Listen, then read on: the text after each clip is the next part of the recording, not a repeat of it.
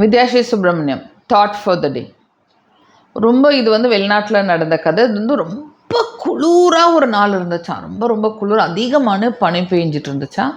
அப்போ வந்து ஒரு பணக்காரர் வந்து அவர் வீட்டுக்கு போயிட்டுருக்காரு. காரில் போயிட்டுருக்கும்போது பார்த்தாருன்னா, அவர் அப்படியே ரொம்ப குளிர ஃபுல்லாக பயங்கரமாக ட்ரெஸ் எல்லாம் பண்ணிவிட்டு அவர் போயிட்டுருக்கார். போயிட்டுருக்கும்போது அவர் வழியில் பார்க்குறாரு, ஒருத்தர் மனுஷன் வந்து கொஞ்சம் நார்மலான ட்ரெஸ்ஸை போட்டுட்டு அவர் பாட்டுக்கு ஒரு பெஞ்சில் உட்காந்துட்டு இருந்தார். அப்புறம் கொஞ்ச நேரம் நடக்கிறாரு, உட்கார்றாரு, நடக்கிறாரு, இப்படி நடந்துட்டு இருந்துச்சு.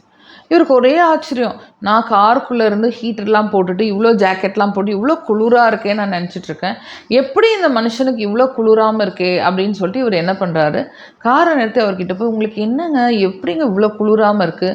நான் ஹீட்ரு போட்டிருக்கேன், இதை பண்ணியிருக்கேன், எல்லாமே பண்ணியிருக்கேன், ஆனாலும் ரொம்ப குளிர் தாங்க முடியல அப்படின்னு சொன்னதுக்கு அவர் சொல்கிறாரு, என்னோடய வாழ்க்கை இப்படி தான் இருக்குது. நான் டெய்லி வந்து இப்படி தான் வாழ்கிறேன்.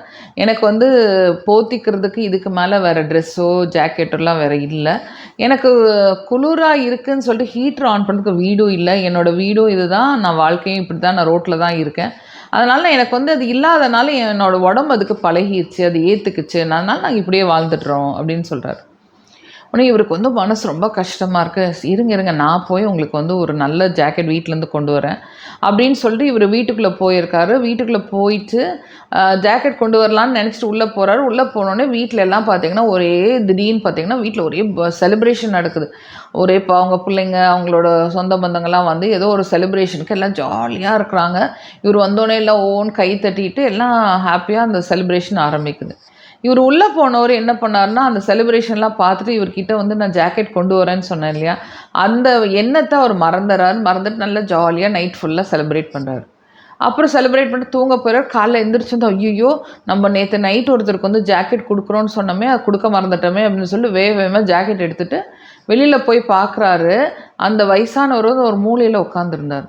மூலையில் போய் அவர்கிட்ட போய், இந்தாங்க ஜாக்கெட்டு, சாரி நான் வந்து நேற்று உள்ளே போனோடனே எனக்கு வந்து இந்த பார்ட்டி இருந்தது, நான் மறந்துட்டேன், காலையில் தான் இந்த எண்ணெய் வந்து கொடுக்க வந்தேன் அப்படின்னு சொல்லிட்டு அவர்கிட்ட கொடுக்குறாரு. அவர் ஒன்றுமே பேசவே இல்லை. அப்புறம் அவர் கிட்ட போய் பார்க்குறாரு. பார்த்ததுக்கப்புறம் தான் தெரிஞ்சு அவர் இறந்து போயிட்டார். இவருக்கு வந்து ஒரு மாதிரி கில்ட்டியாக போச்சு. ஐயோ நம்ம எப்படி பண்ணிட்டோமே அப்படின்னு சொல்லிட்டு, எதனால் இறந்துருப்பார், அவருக்கு தான் குளிர்னா பழக்கமாச்சே, அவர் வந்து இப்படியே தானே வாழ்ந்துட்டுருக்காரு, நான் ஜாக்கெட் கொடுக்காதனால இறந்துட்டாரு அப்படின்னு அவருக்கு ஒரு மாதிரி கில்ட்டி கான்ஷியஸாக இருக்குது. மனசுக்குள்ள உறுத்தலாக இருக்கும்போது அவர் அப்படி சுற்றி பார்க்கும்போது அந்த இடத்துல வந்து ஒரு சின்ன நோட் மாதிரி ஒரு பேப்பரோ ஏதோ ஒன்றுலையும் எழுதியிருந்தார். அப்புறம் அதை எடுத்து படித்து பார்த்தா அவர் வந்து அவர் இறக்குறதுக்கு முன்னாடி அவர் வந்து எழுதியிருந்தார். என்ன எழுதியிருந்தார்னா, நான் வந்து இத்தனை வருஷம் வந்து எனக்கு வந்து போத்திக்கிறதுக்கு இது இல்லைன்னு தெரியும், ஹீட்டர் இல்லைன்னு தெரியும், ஒரு வீடு இல்லைன்னு தெரியும். அதை வந்து என்னோடய உடம்பு ஏற்றுக்குச்சு, நான் வாழ்ந்தேன். ஆனால் நேற்று நைட் வந்து நீங்கள் கொடுத்த நம்பிக்கை கண்டிப்பாக எனக்கு வந்து இந்த குளிருக்கு ஒரு ஜாக்கெட் கிடைக்க போகுது அப்படின்னு சொல்லிட்டு நான் வந்து உங்களுக்கு எப்போ நான் வெயிட் பண்ண ஆரம்பித்தேனோ அப்போ வந்து என்னோடய உடம்பு இந்த குளிரை ஏற்றுக்கிற தன்மையை இழந்துருச்சு. எனக்கு நீங்கள் சொல்லிட்டு போனதுக்கப்புறம் ரொம்ப நடுங்க ஆரம்பிச்சிச்சு, ரொம்ப குளிராக இருந்தது. நானும் உங்களுக்கு வெயிட் பண்ணிக்கிட்டே இருந்தேன், நீங்கள் வரவே இல்லை. எனக்கு அப்படியே என்னோடய எனர்ஜி குறைய ஓகே எனக்கு தெரிஞ்சிருச்சு நான் இருக்க மாட்டேன்னு.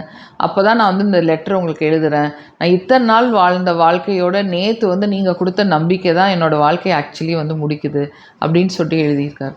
இதை படிச்சுட்டு இவருக்கு பயங்கர கில்ட்டி கான்ஷியஸ் ஆகிடுது. ஒருத்தருக்கு நம்ம வந்து ஒரு நம்பிக்கை கொடுத்தோம் அப்படின்னா அந்த நம்பிக்கையோட அவங்களுக்கு நம்ம மேலே வந்து அவங்க வந்து நம்ப ஆரம்பிச்சிடுறாங்க. அப்போ அவங்களோட த்ரெஷ்ஹோல்டு அவங்கள வந்து ஏற்றுக்க முடியுங்கிற மனப்பக்குவத்தையும் இழந்துடுறாங்க. அதனால் அந்த தப்பு பண்ணாதீங்க. ஒருத்தருக்கு உதவி பண்ணணும்னு நீங்கள் நினச்சிங்க அப்படின்னா உடனே அந்த உதவியை பண்ணுங்கள், டிலே பண்ணாதீங்க, எதுக்குமே வெயிட் பண்ணாதீங்க.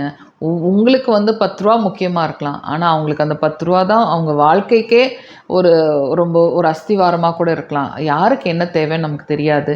ஆனால் உங்கள் எண்ணத்தில் உதவி பண்ணணும்னு எப்போ தோணுதோ தயவுசெய்து உடனே பண்ணிடுங்க, டிலே பண்ணாதீங்க. ஓகே.